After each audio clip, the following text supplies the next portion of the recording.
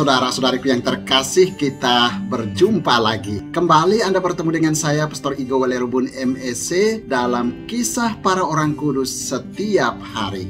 Hari ini, tanggal 13 Agustus, ada 4 orang kudus yang kita peringati, yakni yang pertama, Santo Hippolytus, martir. Yang kedua, Beato Innocentius ke-11, Paus. Yang ketiga, Santo Pontianus, Paus dan martir. Dan yang keempat, Santo Maximus, pengaku iman. Saya akan membacakan satu persatu kisah dari para orang kudus ini. Yang pertama, Santo Hippolytus, martir. Hippolytus adalah imam dan murid Santo Irenaeus. Ia terkenal sebagai seorang pengarang terpelajar di Roma yang mempunyai sikap keras. Sikapnya yang keras itu tampak dalam peristiwa pemilihan Kalistus sebagai paus. Hippolytus bukan saja melawan Kalistus sebagai paus terpilih, tetapi juga menolak mengakuinya sebagai paus yang sah. Dalam sejarah kepausan, Hippolytus dikenal sebagai paus tandingan pertama di dalam sejarah gereja. Dalam masa pemerintahan Kaisar Maximianus, Hippolytus bersama temannya Pontianus yang kemudian menjadi pengganti Paus Kalistus dibuang jauh dari Roma. Namun, ia tetap teguh dan menanggung penderitaan yang menimpa dirinya dengan sabar. Setelah Paus meninggal, Hippolytus tunduk pada Paus Pontianus yang menggantikan Kalistus.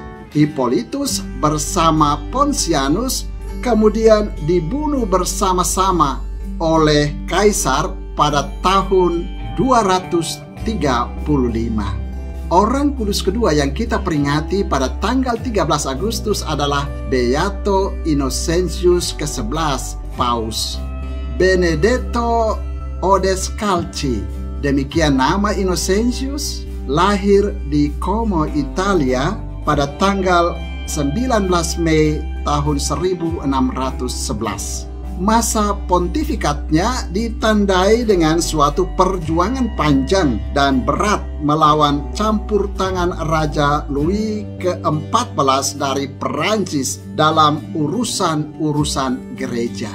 Innocentius terkenal saleh, hemat, dan rajin beramal demi membarui semangat iman umatnya di keuskupan Roma.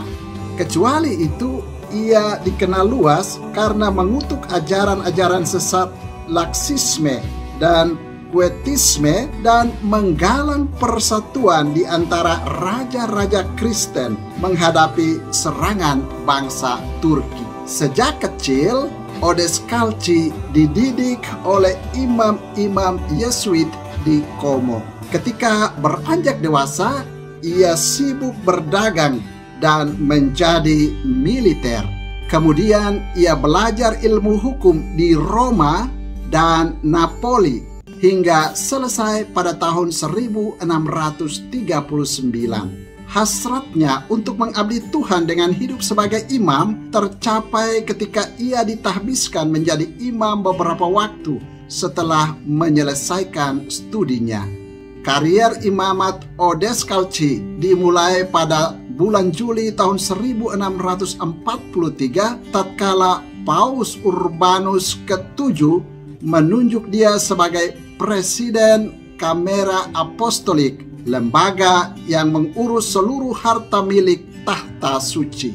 Beberapa tahun berikutnya, Paus Urbanus mengangkat dia menjadi komisaris apostolik untuk urusan pajak di Maces dan menjadi gubernur Macerata, Italia.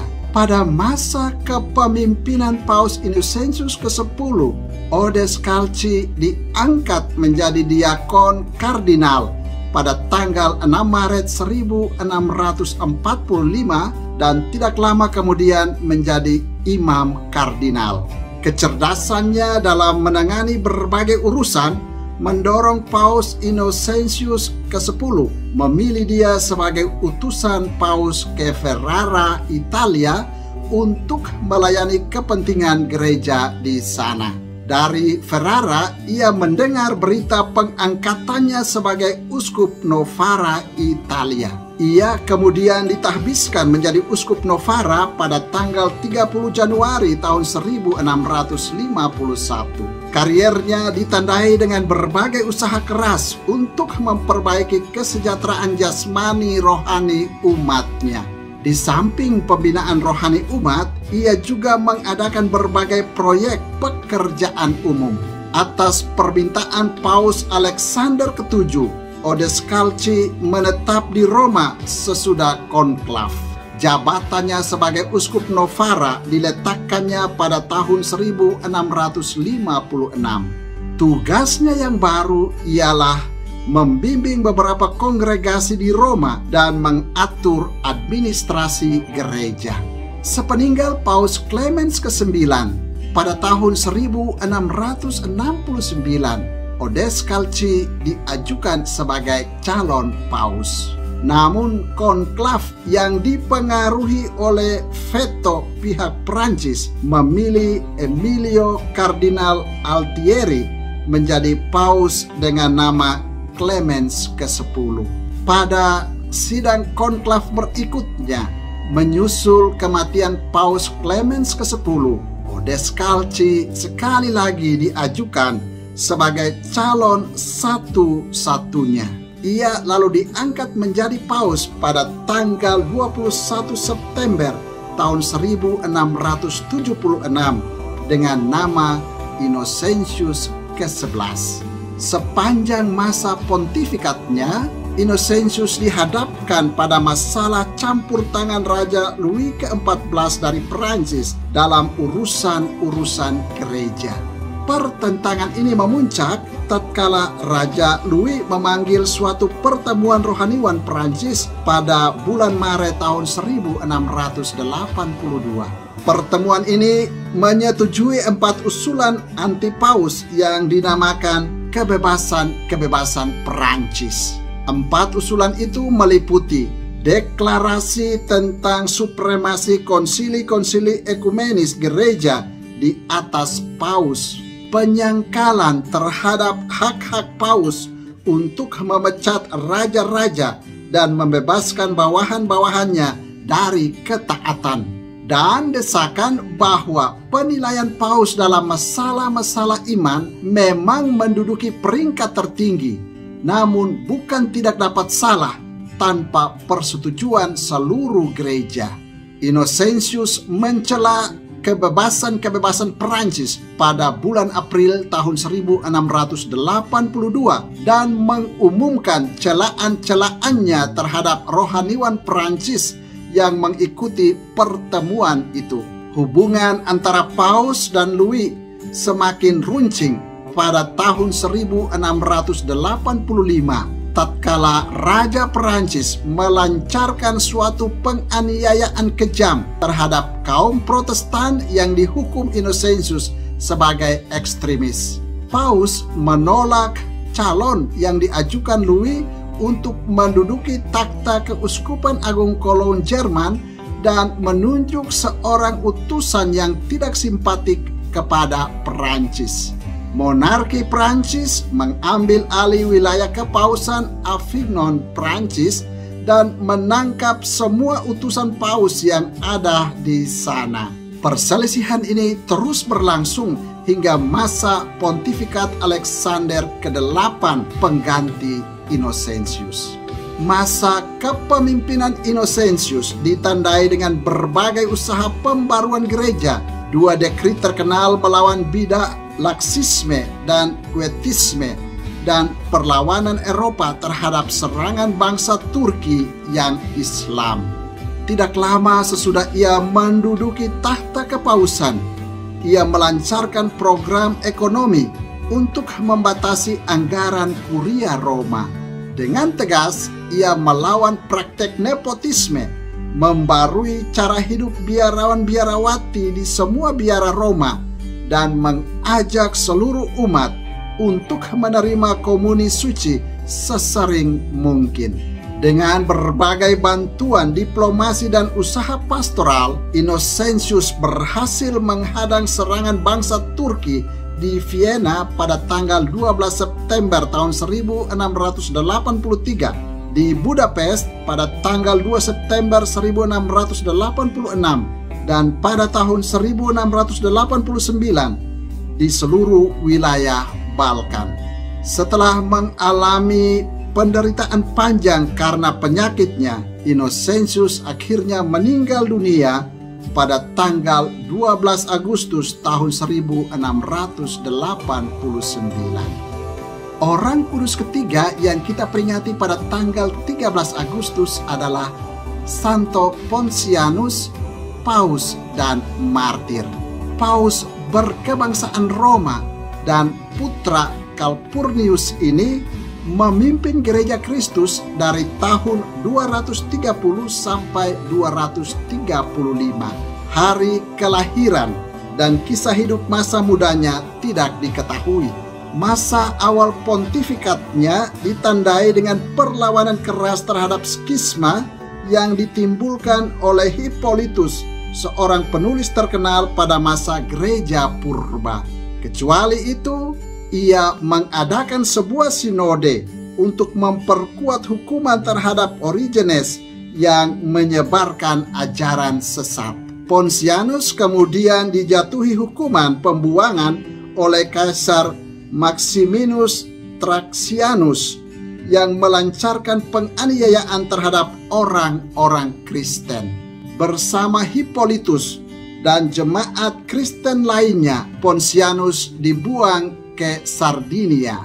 Agar gereja tidak mengalami kekosongan kepemimpinan, Pontianus melepaskan jabatannya sebagai paus dan diganti oleh Anterus pada tanggal 21 November tahun 235. Di Sardinia, Pontianus mengalami banyak penderitaan dan akhirnya menghembuskan napasnya karena berbagai penganiayaan atas dirinya. Hippolytus juga meninggal di Sardinia. Sebelumnya ia mengakui kesalahannya dan berdamai dengan gereja. Pada masa kepemimpinan Paus Fabianus, jasad Pontianus dipindahkan ke Roma dan dikebumikan di pekuburan Santo Callistus. Dari batu nisannya yang ditemukan pada tahun 909, Pontianus dikenal sebagai seorang martir. Orang kudus keempat yang kita peringati pada tanggal 13 Agustus adalah Santo Maximus, pengaku iman. Maximus lahir di Konstantinopel, sekarang Istanbul, Turki, pada tahun 580 dan meninggal dunia pada tahun 662. Ia dikenal luas sebagai seorang teolog ulung pada abad ke-7, pembela ortodoksi Kristen, dan otoritas gereja Roma.